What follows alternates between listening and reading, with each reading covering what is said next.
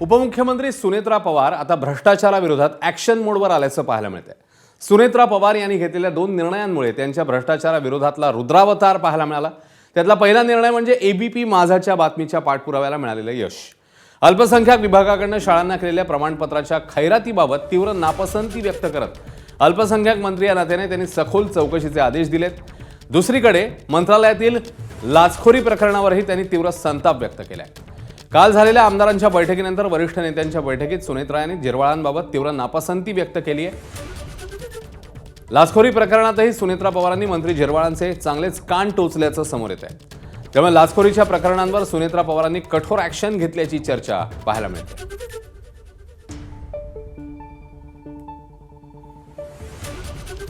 आणि दोन्ही बातम्या आता आपण सविस्तर बघणार आहोत।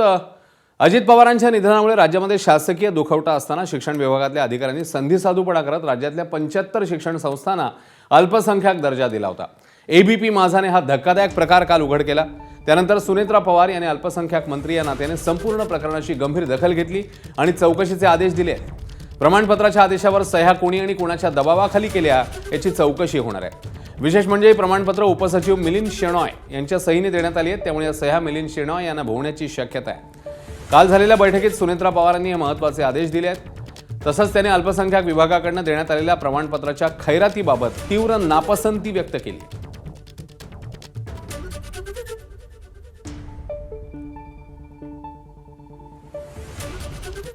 राज्याच्या अन्न आणि औषध प्रशासन विभागातील क्लर्क राजेंद्र ढेरंगे याला मंत्रालयात लाच घेताना एसीबीने रंगेहात पकडले। या संपूर्ण प्रकरणामध्ये मंत्री नरहरी झिरवाळ यांच्यासह अन्न आणि औषध प्रशासन विभागाची नाचक्की झाली आहे। या संपूर्ण प्रकरणाची उपमुख्यमंत्री सुनेत्रा पवार यांनी गंभीर दखल घेत काल संध्याकाळी झिरवाळ यांना भेटीसाठी बोलावलेलं।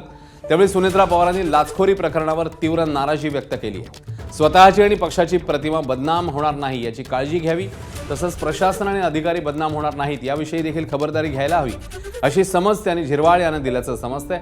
याबद्दल मंत्री झिरवाळ यांनी प्रतिक्रिया दिली आहे। कार्यालयात घडलेला प्रकार कलंक लावणार आहे। आरोपी ढेरेंगेची चौकशी सुरू झाली असं झिरवाळ म्हणाले। सोबतच या संपूर्ण प्रकरणामध्ये आपण मुख्यमंत्र्यांची भेट घेऊ असंही झिरवाळ यांनी सांगितलंय।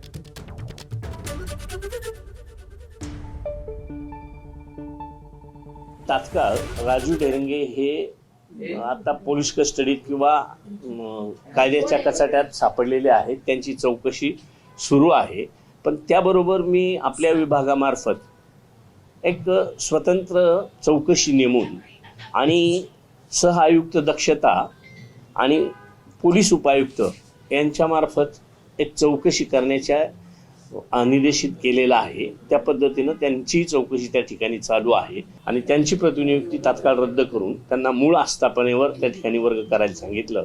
त्यांनी स्वतःसाठी मी घेतले, अशाच पद्धतीचं त्यांचं वक्तव्य आहे। शेवटी हे अधिकार काढणं, दुसऱ्याला देणं हे मुख्यमंत्री महोदयांच्या कब्जेत असतं किंवा अधिकारात असतं आणि मुख्यमंत्री महोदयांनी आत्तापर्यंत माझं कामकाज बघितले, त्याच्यावर कुठल्याही प्रकारची त्यांच्या मनात तरी किंतु परंतु असण्याचं कधी जाणवलेलं नाही। त्याच्यामुळं तोही प्रकार होणार नाही आणि माझ्या स्वपक्षातलं असं तरी मला वाटत नाही की बाबा कोणी माझं मंत्रिपद काढून आणि कोणाला तरी हवं याच्यासाठी माझी बदनामी करतील असं मला अजिबात वाटत नाही। सीएम साहेबांबरोबर माझं बोलणं नाही झालेलं, मी बोलणार आहे। एबीपी माझा, उघडा डोळे बघा नीट।